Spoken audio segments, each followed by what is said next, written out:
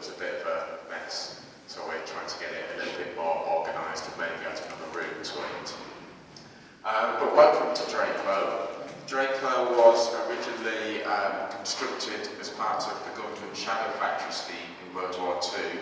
It was one of 26 sites chosen by the government, and it was used by Rover at the time to produce aero parts for engines for the Bristol Hercules and the Pegasus engines.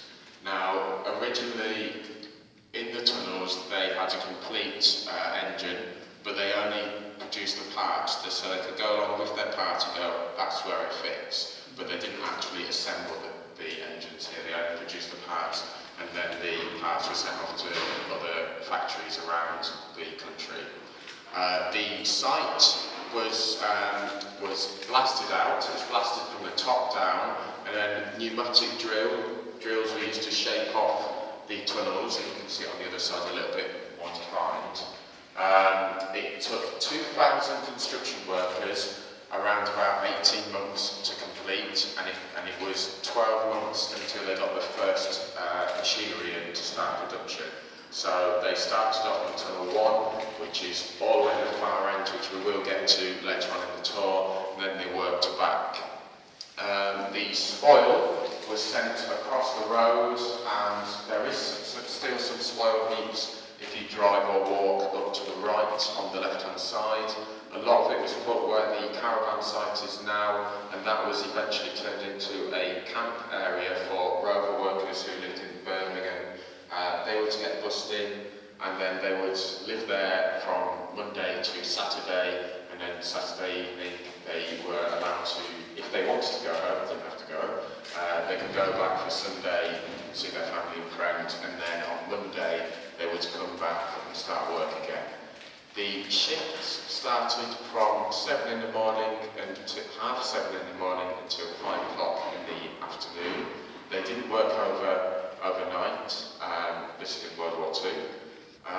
The staff entrance was where you just come through, and originally that was a sliding door. The triple blast door was only put in the late 1970s as part of the regional government headquarters conversion.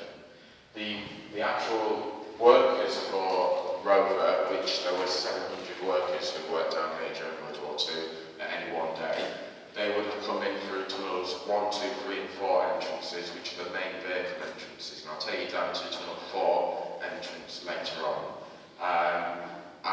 So the staff would come through here, as would the heads of the areas would also come through here as well. Now, what I'm going to do is I'm going to take you through to the offices area, which in World War II is obviously where they worked, and then during the Cold War is where it was the male dormitories. A little bit more information about the Cold War. In the early 1960s, it was turned into a regional seat of government after a period of time not being used. Directly after World War II, it was used to make Meteor tank engines. So they didn't stop production down here. They did carry on for a little bit to the 1950s. And then they turned it into a regional seat of government of the Cold War in the 1960s. And then it was a sub-regional headquarters, and then in the late 1970s it was a regional government headquarters. And between the 1960s and the 1980s, technology had advanced so much they didn't have to have, originally in the 1960s there would have been 300 people who would have worked down here. They didn't constantly have 300 people down here. There would have been a shadow force that would have come down here, checked on equipment and everything, just checked the site. A security man would have been down here, and then you would have had your shadow force come down and just maintenance crew come down and check everything. But in the 1980s, we were in the very early stages of the internet, and we've still got some computers down there and some big box modems as well that the MOD left. They didn't leave us much, but they left us those, and they're pretty cool, so I'm happy with that. So that pretty much halved the workforce. So in the 1960s, it would have been 300. In the 1980s, it would have been between 150 and 170. So that was quite a big step forward in technology. Now, when we go around, my name is Mike, by the way. I was the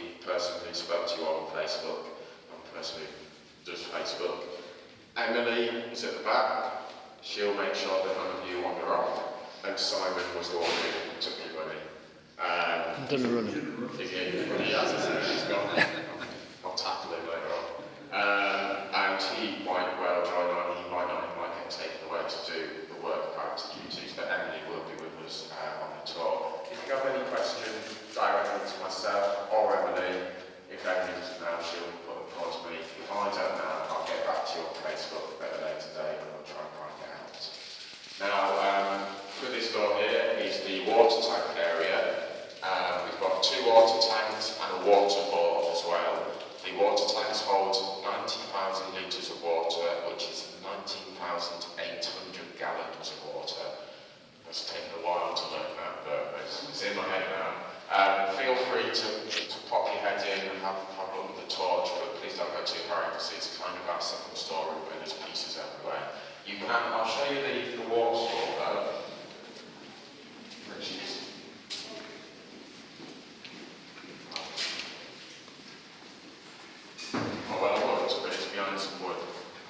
oh no, it's not, there it is. So, if you all look, there's a metal piece, shaking out, there's a metal piece on the floor, and then there's a white kind of pipe that comes up, that's the waterfall there. The pumps are behind the board, the mouldy boards, because they're mouldy, and then you've got the tanks on the left as well. And we've gone up, we've brought some cabling through, and I was the person to have to stand in the water tank.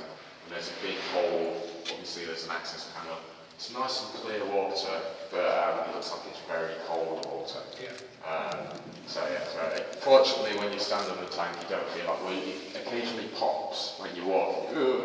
But no, and then this is quite interesting though, originally for the regional seat of government, or even for the regional government headquarters, the water tank area was going to be in Tunnel 3, and we'll walk past it later on.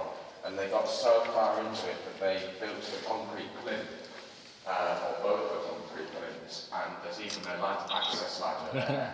And then they sat. Don't know whether to move or not, sorry. So I reckon they chose this area here just because it was better for the waterfall. And if people are wondering why we've got a waterfall, obviously you can get the natural water, but then if there was a nuclear bomb outside, you would have had the piped water, and it's still MOD piped water, so we get free water, cold water, because none of our heaters work. But there will be a time where we'll get the heaters working and we can have showers.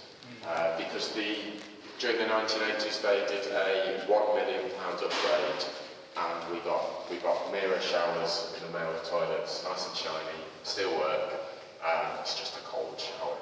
Right, we'll walk into the gallery rooms now. You will need your torches for this section. The first room has a telephone exchange in, which was donated. I'm not sure who donated it, but it's more of a personal telephone exchange than an industrial type that would have been in here originally. But you kind of get the feel for it. In that room there's 1 or 2 old factory signs that we've taken away from where they used to be, just to kind of protect them. And then there's a CND peace protest placard. Well, there used to be a peace camp on the crossroads further down, and the security man used to go out, grab the placards, bring them in, and do that every so often. When it was first sold in 1993, or even in 1993 it was first sold, there were 5 placards. And now we've only got the 1, so we've kept it in that room. That room, the door's shut, but there's glass so you can see through. Some of the windows don't have glass in, so you can get that a little bit closer with your camera if you want to. The next room has the heater element, the heater control system from the original regional seat of government that used to be in Tunnel 4, which we'll go to soon. We wheeled it around here just so everybody can see it on the tour route. I think that's no one's coming. And again, that room's closed, but again you can see through it. The next room you can go into, which is the room with the computers, which is the best room anyway. Again, there are no lights in there, so you will need your torches. But come through. There are small rooms, but there's not a lot of here, so please mind your step.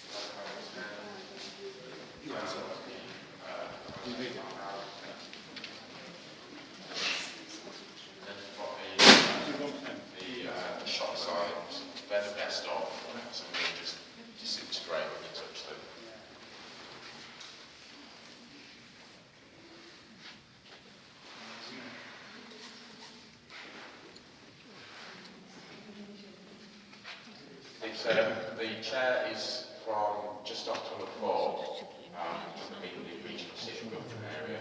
So it's original to Drakelow.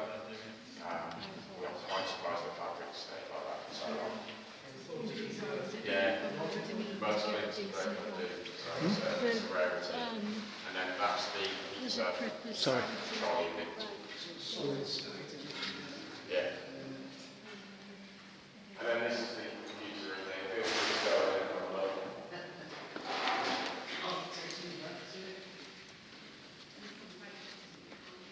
Yeah, feel free to take pictures.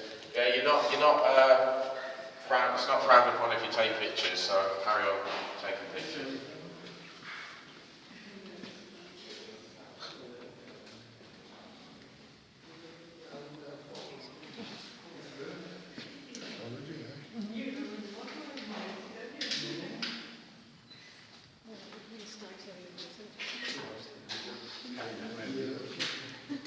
You know, I was just the first telephones, the brick and that you used to carry in the car, the battery and Ah. college. Can't believe this is the computer. You've got everywhere's got a computer.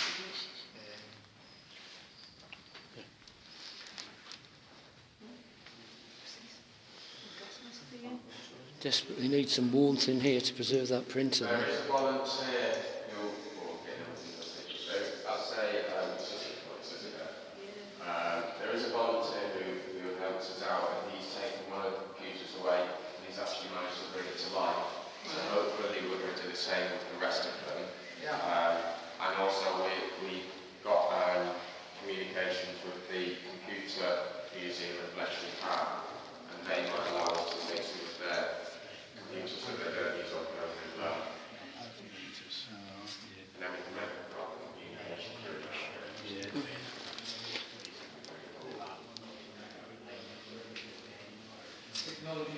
Oh, sorry. We'll move it there. I mean, as I said before, we were at the start of the internet age days, and that's also it's very Come on, little pet.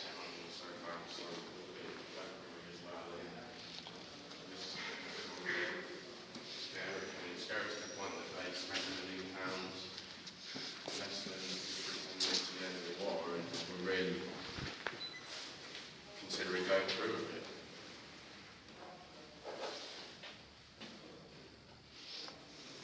Are we all at the computer room? Yeah, okay. Some of you might notice the brick wall here. Now, in World War II, the tunnel would have carried on going. As you can see, this wouldn't have just stopped here, only just the tunnel.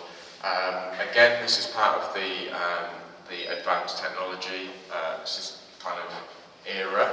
So in the 1960s, when it was the regional city of government,